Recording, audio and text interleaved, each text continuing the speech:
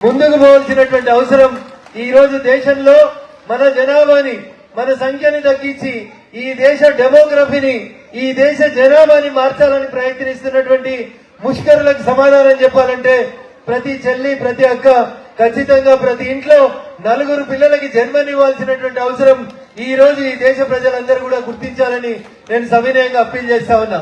చాలా మంది అడుగుతారు, అన్న మా ఆర్థిక స్థితిగతులు అంతే, మా మధ్యతరగతి కుటుంబాలు, మరి మేము నలుగురు పిల్లల్ని కంటే మా పరిస్థితి ఏంది, చదివించడం ఎట్లా, మంచి విద్యాబుద్ధులు ఎట్లా నేర్పించాలి, వారికి సమాజంలో మంచి స్థానం రావాలంటే మరి మా ఆర్థిక పరిస్థితి బాగలేదు కదన్నా అని అడుగుతారు. చాలా డిస్కషన్ తర్వాత నాకు టీచర్ చెప్పినటువంటి ఒక మాట మీ ముందుంచదలుచుకున్నాను. మీరు నలుగురు సంతానాన్ని కనండి, మీకు ఇబ్బంది అయితే అందులో ఒకరిని దేశ సేవ చేసేందుకు సైన్యాన్ని పంపించండి, ఇంకొకరిని ఈ సమాజం బాగుండాలని సమాజ హితం కోరి కుటుంబం కంటే సమాజం గొప్పదని ప్రచారకులుగా మారి దేశ హితం కోసం పనిచేస్తున్నటువంటి సంఘం కోసం పనిచేసేందుకు ఇంకొకరిని పంపించాలని అందరికీ సవినయంగా విజ్ఞప్తి చేస్తూ మారిన రఘునందన్ గా 1990లో ఉన్నటువంటి నిర్ణయం ఒకరే కరెక్ట్ అనేటువంటి నిర్ణయాన్ని 2026కు వచ్చేసరికి 1ని 4గా మార్చుకోమని చెప్పి మీకు అందరికి కూడా సవినయంగా విజ్ఞప్తి చేస్తా ఉన్నా. నీది అయిపోయింది కాబట్టి కథలు చెప్తున్నావా రఘన్న అంటారు చాలా మంది. కానీ నేను బోధించే కంటే ముందు ఆచరించాలని చెప్పిన స్వామి వివేకానంద నానుడిని పూర్తిగా మనస్ఫూర్తిగా నమ్మినటువంటి వ్యక్తిగా నేను చేయలేకపోయినటువంటి పనిని నా కూతుర్ని రిక్వెస్ట్ చేసిన, బిడ్డ నువ్వు ఒకరు ఇద్దరికి ఆగకుండా అవకాశం ఉంటే నలుగురు సంతానాన్ని గాను నేనున్నాను చూస్తాను, కాదనుకుంటే సంఘం ఉంది, సంఘం కోసం ఈ సమాజానికి ఇద్దామని చెప్పి నా కూతురికి చెప్పినాను. బహుశా నా కూతురు నా మాట వింటదని నాకు సంపూర్ణమైనటువంటి విశ్వాసం ఉంది. కాబట్టి నేను ఈ సందర్భంగా ఇక్కడ ఉన్నటువంటి మా అక్క చెల్లెళ్ళకు కూడా సవినయంగా అప్పీల్ చేస్తా ఉన్నాను. చివరిగా ప్రధానాచార్యులు నరేష్ గారికి ఒక సూచన. జూన్ 21 ప్రపంచం యోగా దివస్ గా జరుపుకుంటా ఉంది. మన ప్రధాని మనందరం బాగుండాలని, అరిస్టాటిల్ కలగన్న sound mind in sound body రావాలంటే ప్రజలందరూ యోగా వైపు నడవాలని ఒక్క పిలుపిస్తే ప్రపంచం అంతా జూన్ 21 యోగా దివస్ గా జరుపుకుంటా ఉన్నాం మనం అందరం గత కొన్ని సంవత్సరాలుగా.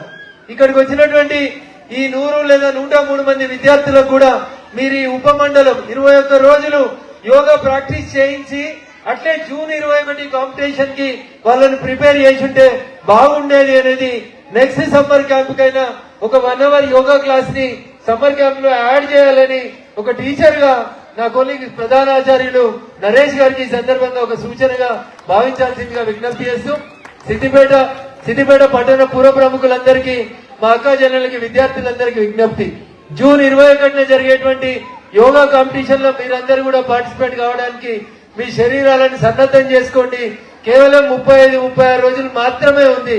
అందుకని మీరు కూడా దయచేసి ఇంకా ఎవరైనా యోగా స్టార్ట్ చేయని వాళ్ళు ఎవరైనా ఉంటే దయచేసి అందరూ యోగాని స్టార్ట్ చేయమని మీ శరీరాన్ని యోగాకి అనుగుణంగా మార్చుకొని అవకాశం ఉంటే జూన్ 21 రోజు సిద్దిపేట పట్టణంలో జరిపేటువంటి యోగా దినోత్సవ కార్యక్రమంలో మీరందరూ పెద్ద సంఖ్యలో పాల్గొనాలని మీకు అందరికీ సవినయంగా విజ్ఞప్తి చేస్తూ, ఇది వేదిక కాకపోయినప్పటికీ కూడా రాజకీయ నాయకులు వస్తే ఎప్పటికీ రాజకీయ ఉపన్యాసాలే మాట్లాడుతూ ఉంటారు. కాబట్టి మీ అందరికీ నాదొక విజ్ఞప్తి.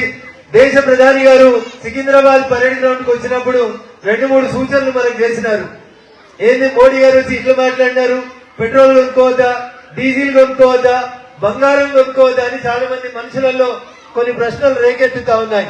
కానీ మోడీ గారు చాలా స్పష్టంగా మొన్న ప్రారంభమైనటువంటి యుద్ధం ఎంతకాలం జరుగుతుంది, దేశం ఎటుపోతుంది, దేశ ఆర్థిక పరిస్థితులు, కుటుంబ ఆర్థిక పరిస్థితులు ఏ రకంగా ఇబ్బంది పడతాయనేటువంటి అంశాన్ని దృష్టిలో ఉంచుకొని సికింద్రాబాద్ పరేడ్ గ్రౌండ్ లో లక్షలాదిగా హాజరైనటువంటి భారతీయ జనతా పార్టీ కార్యకర్తలే తన గొంతుగా వాళ్ళే ఆయా గ్రామాలలో ఆయా బూతులలో ఆ మెసేజ్ ని తీసుకెళ్తారనేటువంటి ఒక మంచి ఉద్దేశంతో కొన్ని హితబోధలు చేస్తే, పగోని పంచాంగం చెప్పమంటే పగటి చచ్చిపోతాం అన్నట్టు కాంగ్రెస్ వాళ్ళు పొద్దుగా లేవగానే సన్నాయి నొక్కును మొదలు పెట్టిండ్రు. బంగారం కొనొద్దా, ప్రధానమంత్రికి చేతనైతే లేదు, దిగిపోవాలని ఎవరు మాట్లాడతారు, ఎందుకురా ఈ దేశానికి ఎల్ఓపి లీడర్ ఆఫ్ అపోజిషన్ అయిందని జనమంతా బాధపడేటువంటి నాయకుడు మాట్లాడతాడు. ఆయనకు తెలియదు నాయకునికి వాళ్ళ నాయనమ్మ India is Indira, Indira is India అని చెప్పినటువంటి ఇందిరాగాంధీ చెప్పింది 1970 ప్రాంతంలో, అయ్యా బంగారం కొనుడు ఆపండి అని చెప్పి ఆ రోజు దేశ ప్రజలందరికీ కూడా పిలుపునిచ్చింది శ్రీమతి ఇందిరాగాంధీ. ఆ రోజు ఇందిరాగాంధీ పిలిపిస్తే రాహుల్ గాంధీ గారికి తప్పు అనిపించలేదు. కానీ ఇలా మోడీ గారు మాట్లాడంగానే సన్నాయి నొక్కులు నొక్కుతా ఉన్నారు. బంగారం కొనొద్దా? మోడీ గారికి దేశం నడపడం చేతనైతే లేదా? ఒకసారి చెప్పాలి, చేతనైతుందా అయితే లేదా? మోడీ గారికి ఈ దేశం నడపడం చేతనైతుందా అయితే లేదా? ఒకసారి చేతులెప్పి చేద్దా చెప్పాలి దయచేసి అందరు. బాగా నడుపుతున్నారు మోడీ గారు అనేటువంటి చేతులెత్తి చెప్పాలి.